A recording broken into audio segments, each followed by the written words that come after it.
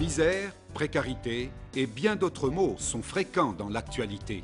ADRA secourt et s'investit dans des projets de développement. L'AMALF contribue à l'implantation de structures médicales en zones défavorisées.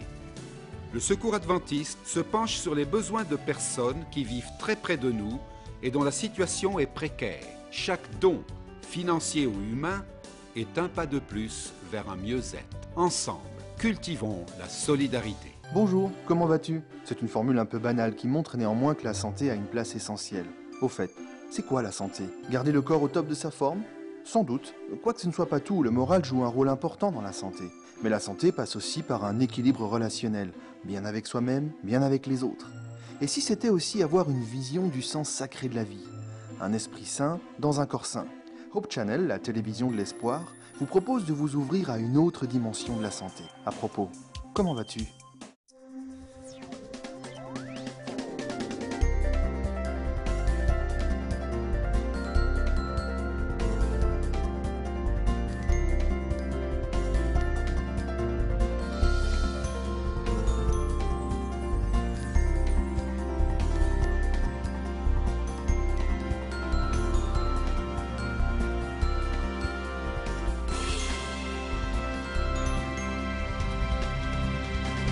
Bonsoir, mesdames et messieurs. Bienvenue pour la suite de notre programme avec ce livre de l'Apocalypse que nous tentons de décoder ensemble. En fait, ce soir, nous allons reprendre ce livre qui est rempli d'espoir.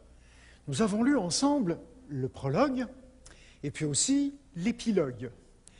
Et nous avons aussi replacé ce livre dans le contexte des prophéties bibliques et en particulier dans celui des prophéties apocalyptiques.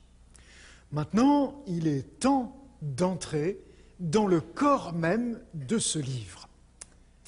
Je voudrais donc vous inviter à prendre le temps de relire chez vous le texte de l'Apocalypse dans votre propre Bible. Et si vous n'en avez pas, alors je suis sûr que vous pourrez vous en procurer une assez facilement. Aujourd'hui, la Bible est accessible partout. Demandez autour de vous, vous en trouvez. Prenez donc un moment pour lire la Bible chaque jour. Et pendant cette période où vous suivez notre programme, alors lisez le livre de l'Apocalypse. Ce soir, donc, nous allons lire ensemble toute la fin du premier chapitre de ce livre. Nous reprenons donc la lecture là où nous l'avions arrêtée, juste à la fin du prologue, c'est-à-dire au verset 9 du chapitre 1er. Et voici ce que nous lisons. « Moi, Jean, votre frère, qui ai part avec vous à la détresse et au royaume, et à la persévérance en Jésus, j'étais dans l'île de Patmos à cause de la parole de Dieu et du témoignage de Jésus. L'apôtre Jean est banni dans une petite île grecque de l'archipel des Dodécanèses en mer Égée, Patmos. Cette île se trouve au large de la province d'Asie, c'est-à-dire de la Turquie actuelle, presque en face de la ville de Milet, au sud d'Éphèse. Jean est victime de la persécution qui frappe les chrétiens à l'époque de l'empereur Domitien. Cet empereur est le fils de Vespasien, le frère de Titus, vous savez, celui qui a détruit le temple de Jérusalem. Domitien fut empereur de l'année 81 à l'année 96 de notre ère. Et vers la fin de son règne, il est devenu de plus en plus insistant sur le culte impérial. Et les responsables des villes d'Éphèse et de Pergame manifestaient un zèle particulier pour ce culte, et donc une opposition farouche à ceux qui, comme Jean, refusaient de s'y plier. Jean fut donc banni pour cette raison. C'est pourquoi il écrit que lui aussi a part à la détresse. Mais il ne se décourage pas pour autant. Il sait que lui aussi a part au royaume promis que le Messie va instaurer. En attendant, il sait qu'il lui faut aussi persévérer et rester fidèle à la parole de Dieu et au témoignage qu'en a donné Jésus. Mais quand on est incarcéré, les jours sont longs et on est vite enclin à broyer du noir, à se plaindre de son sort. Alors, Dieu intervient. Je fus ravi en esprit au jour du Seigneur.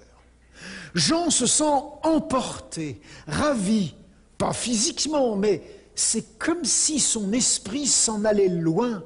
Il part en voyage mental. Il est emmené jusqu'au jour du Seigneur. Certains ont pensé que cette expression désignait le jour de la semaine où se serait produite cette expérience spirituelle. Cela se voit même dans certaines traductions de la Bible qui disent « Un dimanche, je fus ravi en esprit ». Mais la construction de la phrase et les mots qui ont été choisis indiquent clairement qu'il s'agit de la destination de son voyage spirituel. C'est un voyage dans le temps qui le conduit jusqu'au jour dont ont parlé presque tous les prophètes bibliques, le jour où Dieu interviendra pour délivrer, juger et établir son royaume, le grand jour de l'Éternel. Et là, il se passe quelque chose. J'entendis derrière moi une voix forte, comme le son d'une trompette, qui disait « Ce que tu vois, écris-le dans un livre et envoie-le aux 7 églises, à Éphèse, à Smyrne, à Pergame, à Thyatire, à Sardes, à Philadelphie, à Laodicée. » Ce qui frappe Jean, tout d'abord, c'est ce qu'il entend. Ce sont ses oreilles qui l'alertent. Il entend une voix forte qui lui fait penser au son d'une trompette. Cette voix lui demande de mettre par écrit, dans un livre, ce qu'il va voir et de l'envoyer aux 7 églises d'Asie, les églises dont il s'occupe en tant que pasteur.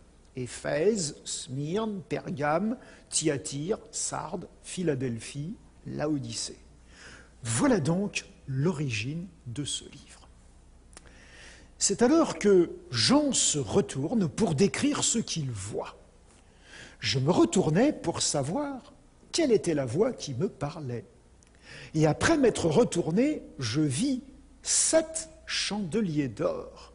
Et au milieu des 7 chandeliers, quelqu'un qui ressemblait à un fils d'homme, vêtu d'une longue robe avec une ceinture d'or sur la poitrine. Sa tête et ses cheveux étaient blancs comme de la laine blanche, comme de la neige. Ses yeux étaient comme une flamme de feu. Ses pieds étaient semblables à du bronze incandescent. Et sa voix était comme le bruit de grandes eaux. Il avait dans sa main droite 7 étoiles. De sa bouche sortait une épée aiguë à 2 tranchants. Et son visage était comme le soleil lorsqu'il brille dans toute sa force.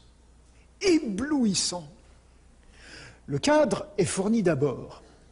Il s'agit de 7 chandeliers d'or. Et là, au milieu de ces petites lumières vacillantes, se tient un personnage qui retient toute l'attention. C'est quelqu'un qui ressemble à un fils d'homme, exactement comme le Messie qui reçoit le royaume dans la vision de Daniel que nous avons vue ensemble la dernière fois. Alors que dans cette même vision, les autres rois ressemblent à des monstres prédateurs. Son vêtement est un vêtement très simple, en fait. C'est une longue robe dont on ne précise ni la forme ni la couleur. On pourrait penser, en fait, qu'il s'agit du vêtement tout à fait classique de l'un des prêtres qui officiait dans le temple de Jérusalem, avant sa destruction, bien sûr. Rappelez-vous, Ce drame a eu lieu il y a déjà un quart de siècle quand Jean a eu cette vision. On remarque aussi un accessoire. Il avait une ceinture d'or sur la poitrine. L'or est souvent lié à l'idée de royauté. Le personnage pourrait donc être à la fois un prêtre et un roi. La couleur de son visage et de ses cheveux est soulignée. C'est blanc comme de la neige. Et ça, vous savez ce que c'est, la neige. En fait, il a des cheveux comme ceux du président du tribunal divin de la vision de Daniel. Ses cheveux sont blancs comme de la laine pure. Ensuite, on nous dit que ses yeux étaient comme une flamme de feu. Dans Daniel, c'était le trône où siégeait ce personnage qui était comme une flamme de feu. En fait, avec des yeux comme ça, il avait certainement une meilleure vue que moi. Ses pieds étaient semblables à du bronze chauffé à blanc.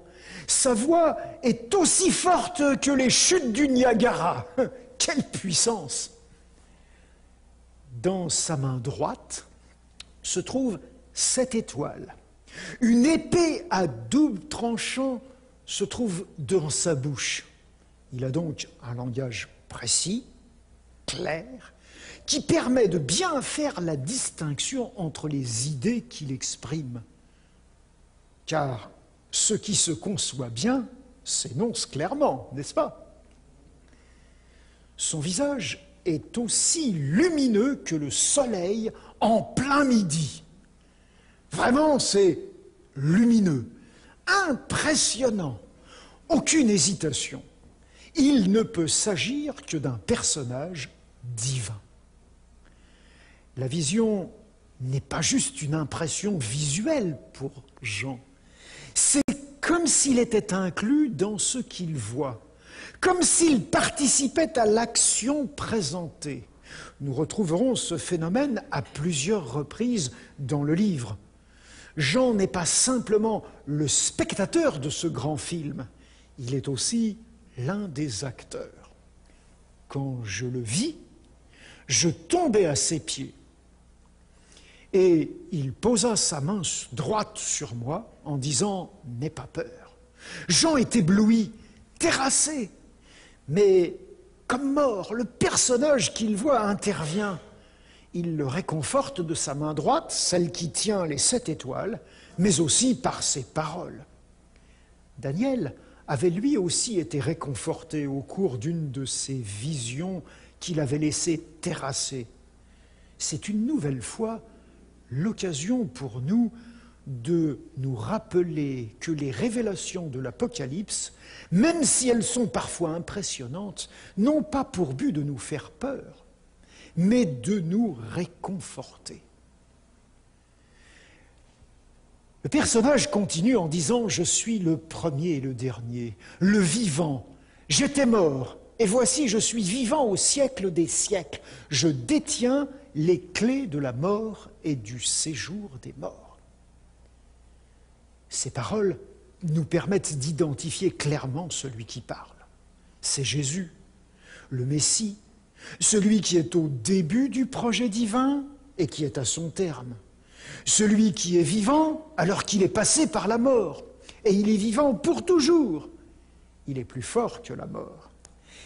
Et il possède les clés de la mort. Il peut faire sortir de la mort ceux qui sont morts. Nos parents, nos grands-parents, tous nos êtres chers qui nous ont quittés. Quelle belle espérance! Le Christ ressuscité est vainqueur de la mort. Écris donc les choses que tu as vues, celles qui sont et celles qui doivent arriver après. Jean, donc, entend Jésus lui réitérer l'ordre d'écrire. Ce que Jean voit et ce qu'il verra concerne le présent et le futur. Quant au mystère des 7 étoiles que tu as vues dans ma main droite et des 7 chandeliers d'or, les 7 étoiles sont les messagers des 7 églises. Et les 7 chandeliers, ce sont les 7 églises. En fait, Jésus offre à Jean le code de 2 des éléments de ce qu'il vient de voir. Les étoiles sont les anges des églises d'Asie. Rien ne sert d'imaginer ici des personnages surhumains ou extraterrestres. Le mot utilisé veut simplement dire « messager ». Ces messagers sont dans la main droite de Jésus. C'est dire qu'il s'en occupe, qu'il en prend soin et qu'il les guide dans leur mission. Mais c'est dire aussi que quand on exerce une mission au sein d'une église, il est de la plus haute importance de chercher la direction de Dieu, d'y être attentif et de s'y conformer avec soin. Les chandeliers sont les églises elles-mêmes. Et cette image, ce code, n'est pas là pour rien. Les églises ont la responsabilité d'éclairer les habitants des villes où elles sont établies. Car chaque croyant, chaque disciple de Jésus est lumière du monde. Et chaque communauté chrétienne est porte-lumière. Au fait, vous savez comment on dit porte-lumière en latin ? On dit Lucifer. Alors, vous pourrez dire à tous vos amis que le pasteur français vous a dit d'être des Lucifères. Pour Jean, comme pour nous, tout devient très clair, lumineux. Jean est séparé des églises dont il a la charge. Il n'est pas très loin géographiquement, mais il n'est plus libre de ses mouvements. Prisonnier sur la petite île de Patmos, il ne peut pas faire ses tournées de visite habituelles. Mais il n'a pas lieu de s'inquiéter. Jésus est au milieu de ces églises. Ces églises essaient de reprendre contact avec leur pasteur par des messagers qui se rendent à Patmos et qui essaient de communiquer avec lui à travers la petite lucarne bardée de barreaux métalliques de sa cellule. Ces messagers sont dans la main de Jésus. Il veille sur eux dans ce défi d'entrer en relation avec leur pasteur incarcéré. C'est eux qui vont transmettre le livre qui contient les messages que Jean va écrire aux églises. Ces messages qui décrivent ce qu'il va voir. Le Messie ressemble à un prêtre et au roi juge de la vision de Daniel. Il connaît parfaitement ces églises. Il va pouvoir leur faire des éloges appropriés. Il va pouvoir aussi exercer sa clarté sur la vie qu'elles vivent, qu'elles expérimentent. Il va leur faire des reproches justifiés. Il va leur donner des conseils judicieux, leur faire des promesses qui correspondent à leurs vrais besoins. Alors voilà, nous sommes arrivés à la fin du premier chapitre de notre livre. Nous avons maintenant lu ce qu'on appelle la vision inaugurale de l'Apocalypse. Cette vision introduit l'ensemble du livre, mais plus particulièrement la première section constituée par les 7 lettres écrites aux 7 églises d'Asie. Ces lettres, nous les lirons lors de notre prochaine soirée. Mais maintenant, retournons à la fin du livre, avant l'épilogue. Rappelez-vous, il y a des ressemblances entre les différents niveaux de notre pyramide. Et nous ne monterons pas au niveau suivant sans avoir regardé l'autre côté de cette construction étonnante. Allons maintenant donc dans la dernière partie du livre, celle qui décrit la Nouvelle Jérusalem. Et quand on lit la fin de cette description de cette ville qui descend du ciel et qui s'installe sur la nouvelle terre, on est frappé de voir que là encore, tout est lumière. La ville n'a besoin ni du soleil, ni de la lune pour l'éclairer, car la gloire de Dieu l'éclaire, et l'agneau est son flambeau. Les nations marcheront à sa lumière, et les rois de la terre y apporteront leur gloire. Ces portes ne se fermeront jamais, car dans cette ville, il n'y aura pas de nuit. Et encore un petit peu plus loin, il n'y aura pas de nuit, ils n'auront besoin ni de lampe, ni de lumière, parce que le Seigneur, Dieu, les éclairera. Devant ce type de texte, il ne s'agit pas de se poser des questions d'ordre scientifique du genre « Comment la Terre, même renouvelée, purifiée par Dieu, comment la Terre peut-elle fonctionner en tant que planète d'un système solaire sans soleil, sans lune, sans nuit ?» Non, le langage utilisé est imagé. Il n'est pas descriptif. Jean ne voit pas une photographie de ce que sera la réalité. Il utilise des images pour essayer de nous en donner une idée. Le texte que nous lisons n'est pas un texte scientifique.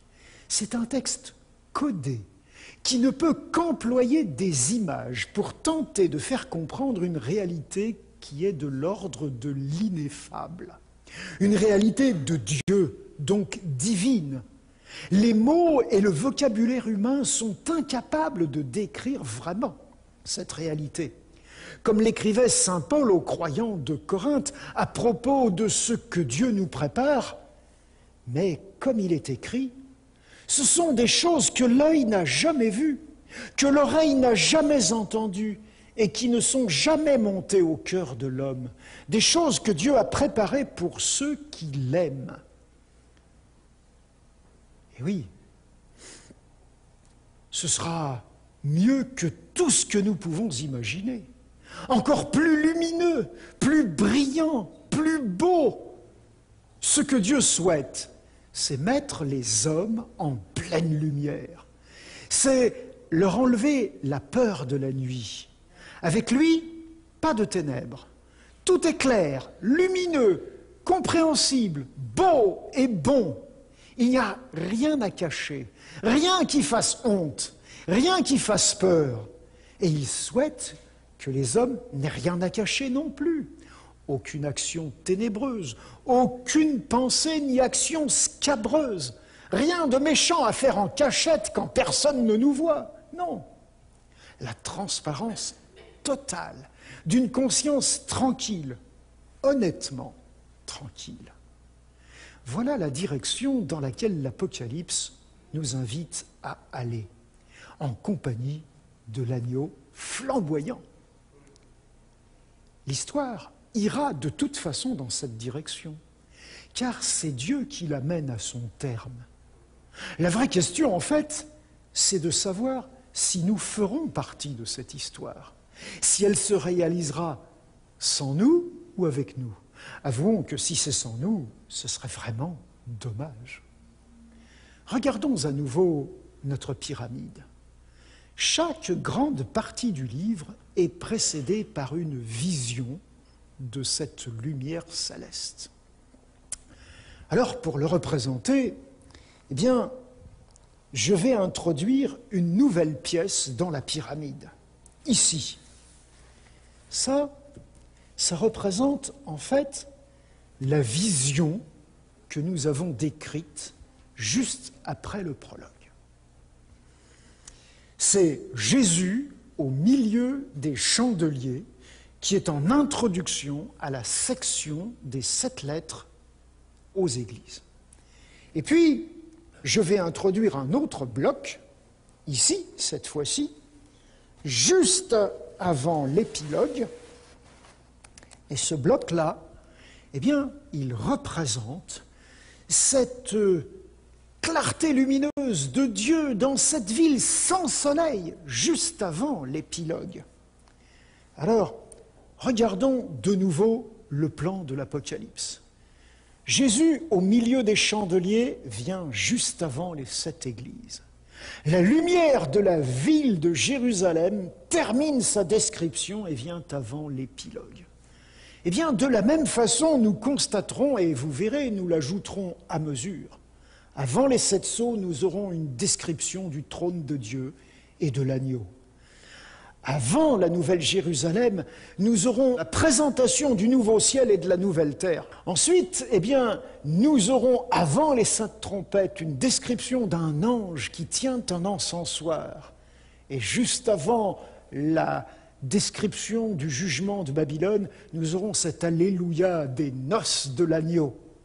Et puis, avant la vision centrale, nous verrons le coffre de l'Alliance s'ouvrir, et juste avant les 7 coupes, nous entendrons les sauvés chanter le dernier chant.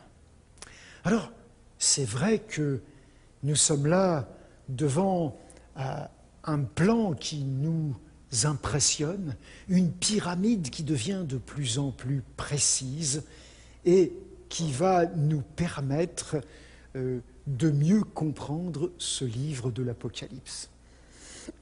Nous aurons donc l'occasion de préciser tout cela, de le lire ensemble. Mais avant de terminer, je voudrais vous rappeler ce que je vous ai dit tout à l'heure.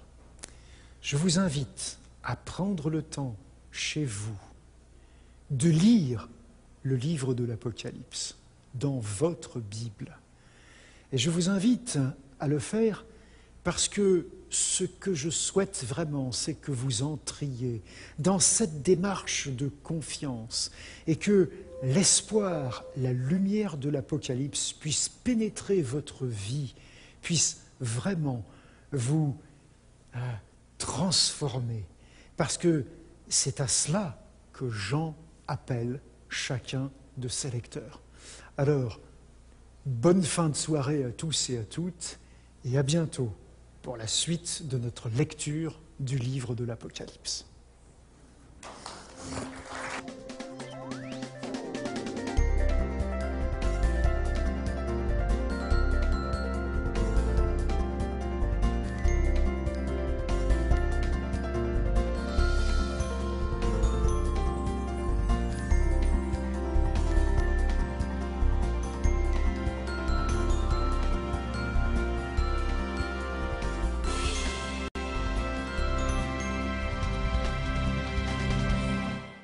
Misère, précarité et bien d'autres mots sont fréquents dans l'actualité. ADRA secourt et s'investit dans des projets de développement. La MALF contribue à l'implantation de structures médicales en zones défavorisées.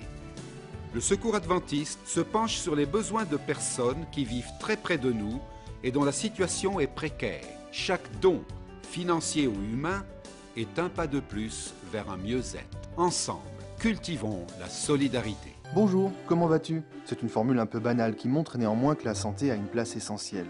Au fait, c'est quoi la santé? Garder le corps au top de sa forme? Sans doute. Quoique ce ne soit pas tout, le moral joue un rôle important dans la santé. Mais la santé passe aussi par un équilibre relationnel, bien avec soi-même, bien avec les autres. Et si c'était aussi avoir une vision du sens sacré de la vie? Un esprit sain dans un corps sain. Hope Channel, la télévision de l'espoir, vous propose de vous ouvrir à une autre dimension de la santé. À propos, comment vas-tu?